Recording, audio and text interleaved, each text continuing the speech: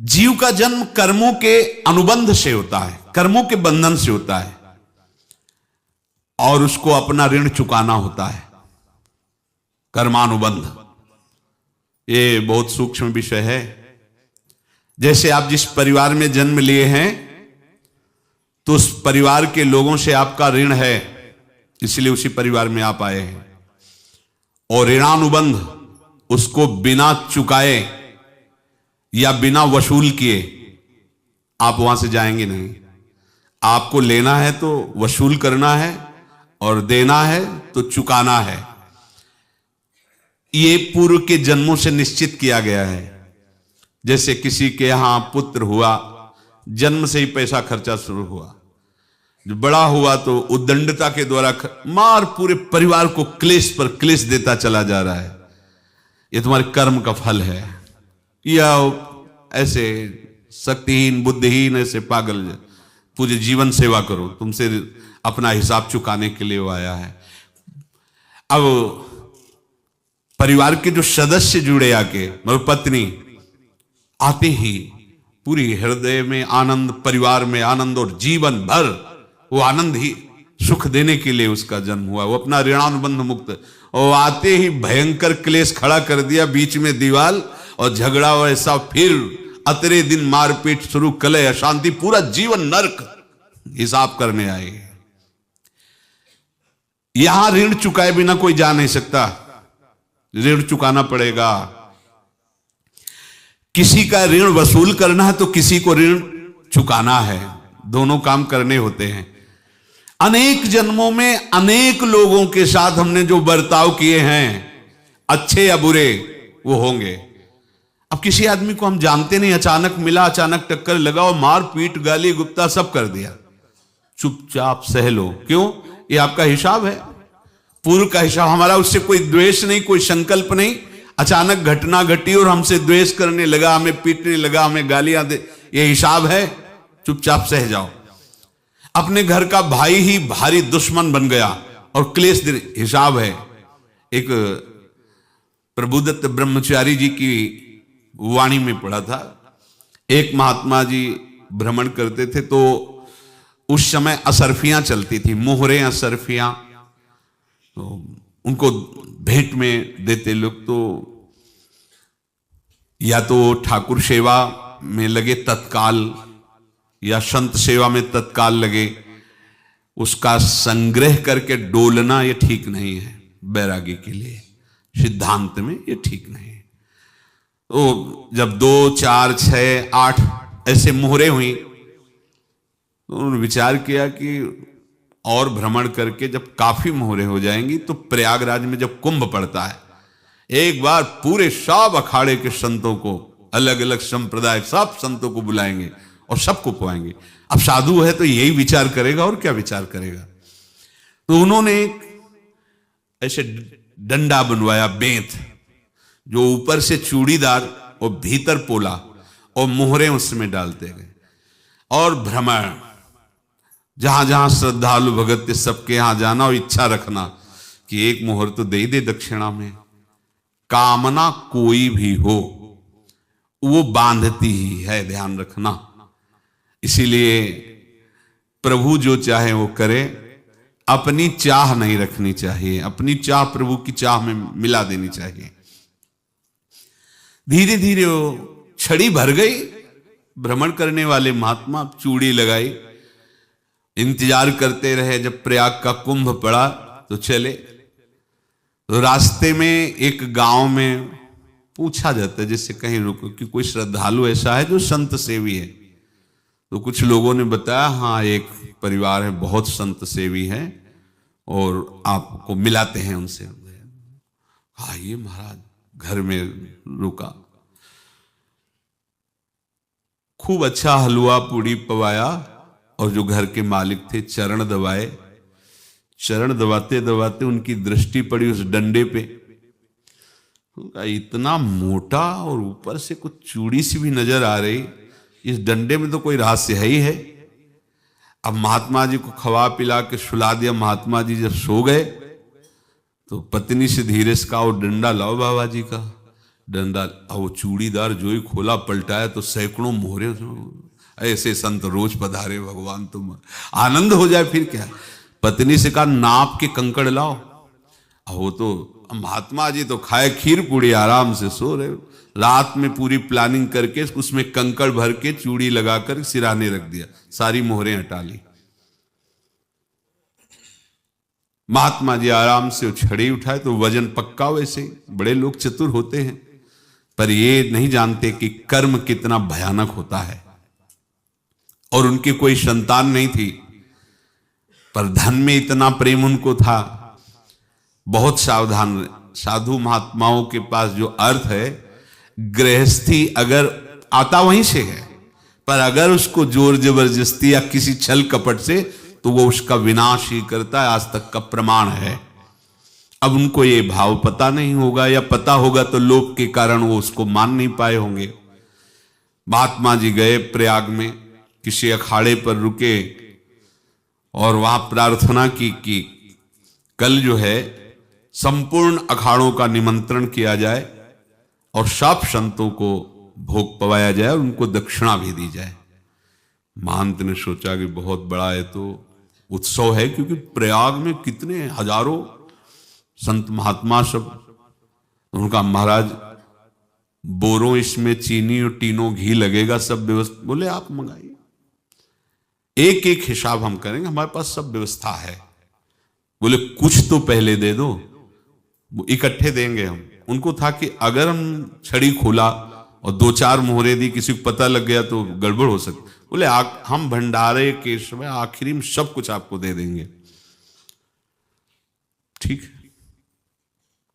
वो अपने पास से पैसे लगाकर खूब जितना सामग्री सब लाए, लाखों की, और सब संतों को निमंत्रण कर दिया।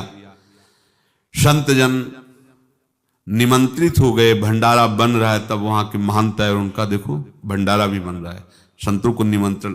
अब आप अर्थ की व्यवस्था कीजिए, क्योंकि इतनी बड़ी हमारी सामर्थ्य नहीं थी जितना हमने किसी तरह हमने व्यवस्था की। अब मुझे अर्थ चाहिए, तभी आगे की व्यवस्था बढ़ेगी। संतों को दक्षिणा देंगे और जिनसे अर्थ लिया उनको दे। देखो रसोई बन गई है सब।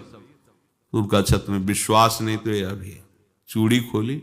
उनको तो था ना कि मोहरे हैं कंकड़। तो अब जैसे कितना उनको सदमा लगा होगा, हजारों संतों का निमंत्रण, रसोई बन, मतलब संत हो के छल कपट। तो उनका महाराज आपने तो हमारा नाश कर दिया, जो महंत थे। अब बताओ रसोई बन गई, संत निमंत्रित हो गए और आप ये कंकड़ दिखा रहे हैं हमको। आपने तो हमें बर्बाद कर दिया, हमारी इतनी सामर्थ्य नहीं थी, आप पहले बता देते। संत होकर ऐसा छल कपट। अब वो बोले तो क्या बोले, क्योंकि उनको पता था कि मोहरे हैं इसमें।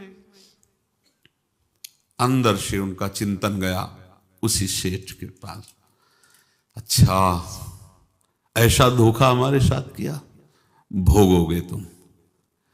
ये जो निकलता है ना भोगोगे, ये अकाट्य होता है। क्योंकि किसी का भी हृदय, मान लो किसी भी जीव जंतु को आप कष्ट दें और उसका हृदय आह भर जाए, तो वो आह वज्र की लीक है, तुम्हें भोगना पड़ेगा। वो देखो भीष्म जी को भोगना पड़ रहा है ना।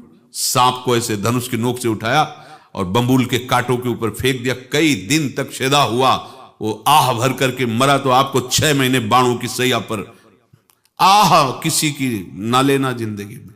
कोई ऐसा कोई आह भर करके कह दिया तुम समर्थ हो, हम तो कुछ कर नहीं सकते, और अंदर से दुख, फिर तुम्हारी सामर्थ्य काम नहीं करेगी, मिट्टी में मिला देगी। फिर ये तो संत थे और भगवत आराधना के लिए, संत आराधना के लिए ही ऐसा किए हुए थे। अब इनका कैसे मुंह दिखाएं, अब क्या करें। सुबह संत जन आएंगे, सबके बीच में हमारी कि देखो इन्होंने, अब क्या करें। गए और संगम में जाके छलांग लगाई, अपने प्राण त्याग दिए। अब उनके तो पास मोहरे थी और व्यापार बढ़ा, और 9-10 महीने बाद ही लड़का हुआ। अब तो उनको कि संत फलीभूत हो गया। देखो व्यापार चल रहा, लड़का नहीं होता था, लड़का भी हो गया, बड़ा आनंद छा रहा है। जब से वो प्रकट हुए और धन की वृद्धि शुरू हो गई, पढ़ाई लिखाई में उनके खर्चा हुआ सब। बस बीमारी शुरू हो गई उनके शरीर में। अब उसमें पैसा जाना शुरू हुआ। इतने आसक्त तो वो दोनों हो गए कि कुछ भी हो, व्यापार ठप, संपत्ति बेचना शुरू। तो उन्होंने कहा कि बेटा मैं क्या कर सकता हूं तुम्हारे लिए? बोले हमारी अंतिम इच्छा है प्रयाग चलो, और जितने प्रयाग में संत महात्मा सबको एक बार भंडारा करवाओ, हमारी इच्छा अंतिम है। क्योंकि अंतिम यही इच्छा थी। बोले अब ज्यादा संपत्ति तो नहीं रह गई। तो बोले घर बेच दो, मेरे लिए ही तो है, बेच दो। मुझे लगता मैं बचूंगा नहीं, पर मेरी अंतिम इच्छा पूर्ण कर दो। घर बेच दिया, जेवर बेच दी। वहां गए, जब संत सेवा की तो बोले मुझे संगम तक ले चलो। संगम तक ले गए और बोले समझे तुम चुराए थे और हमने उसको छीना है, कुछ नहीं रह गया तेरे पास कुछ, अब केवल ममता और आसक्ति में जलकर मर और नरक प्राप्त कर। मैं वही महात्मा हूं जिसकी तूने मोहरे ली थी, शरीर छोड़ दिया। महात्मा को जन्म लेना पड़ा और इनको दुर्गति भोगनी पड़ी। ऋणानुबंध, होश में।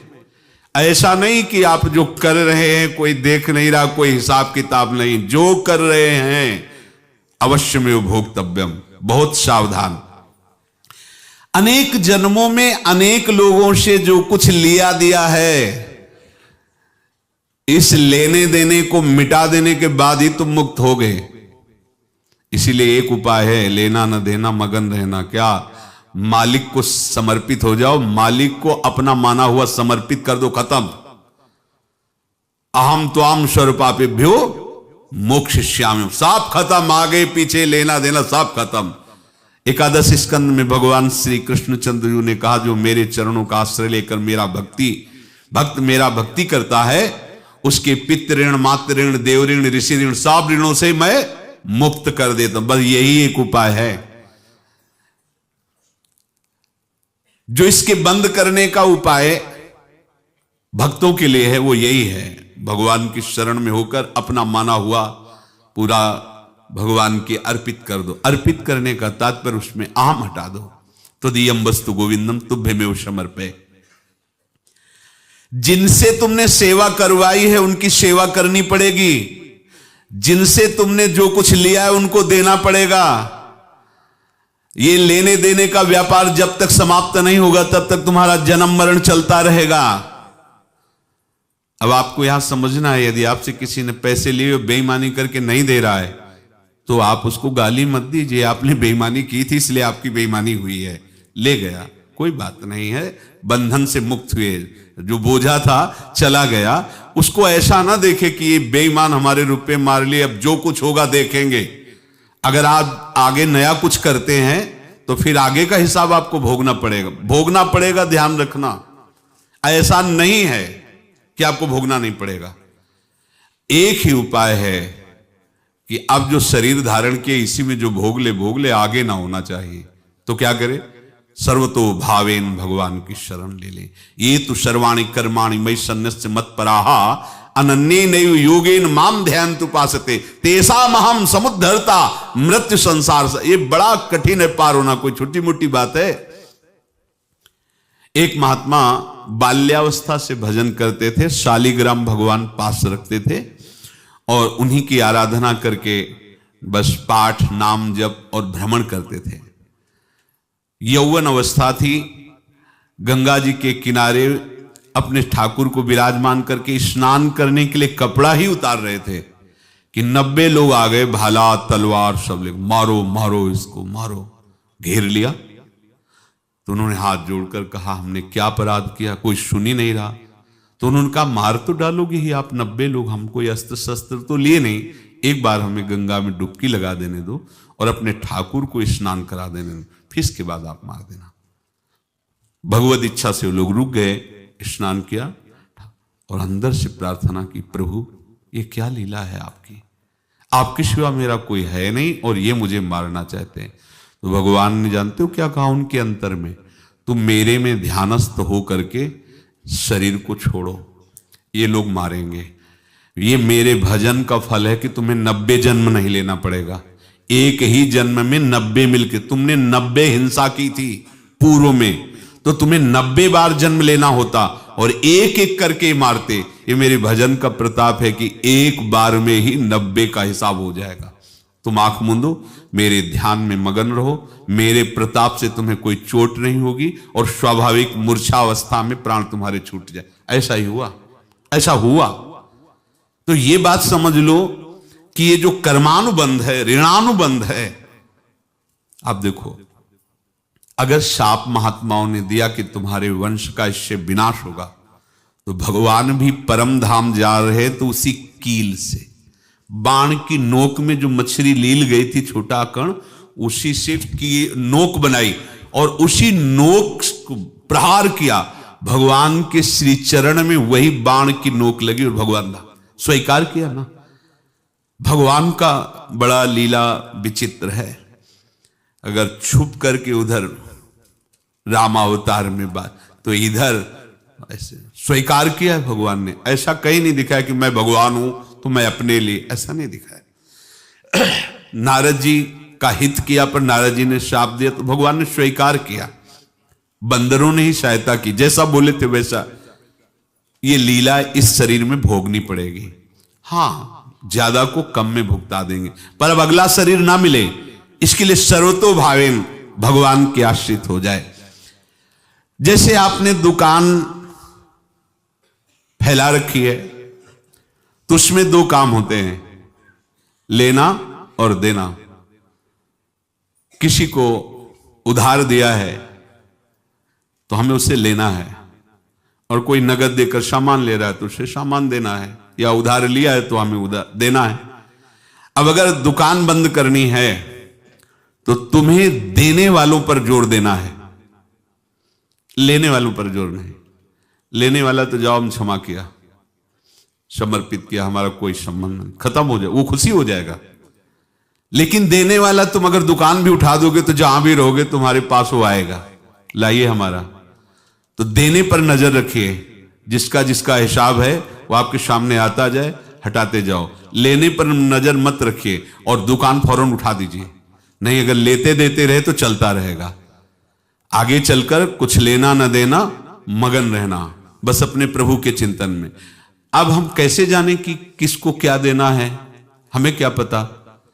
तो हम पूरा हिसाब जिनको पता है उनको दे देते हैं। समझ रहे हो? उनको पता है क्या लेना है क्या देना है, तो इनके पास पहुंच गए, सरकारी हिसाब से सब बराबर कर देंगे। हमको अपनी जिम्मेवारी इनकी चरणों में समर्पित कर देना है, तभी हम जीवन मुक्त होंगे। ये रहस्य की बात है।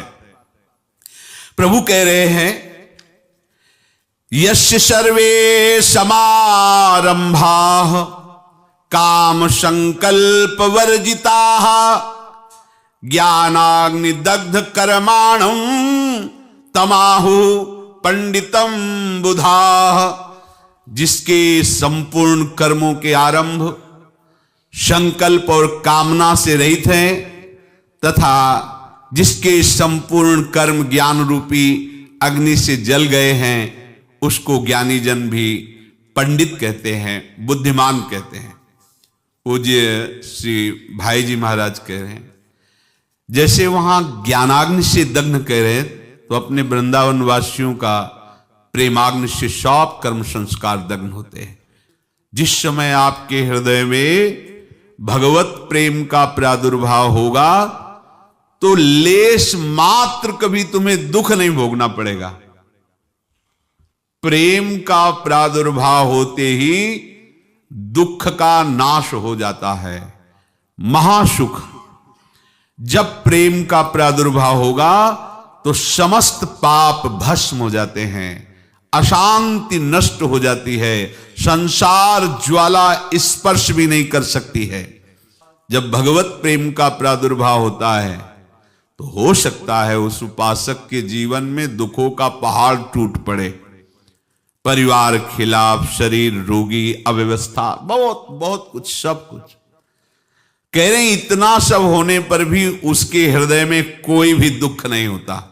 ऐसा सामर्थ्यशाली भगवत प्रेम है। भगवान के चरणारविंद का जिसके हृदय में प्रेम है, भारी से भारी दुख भी उनको विचलित नहीं कर सकता।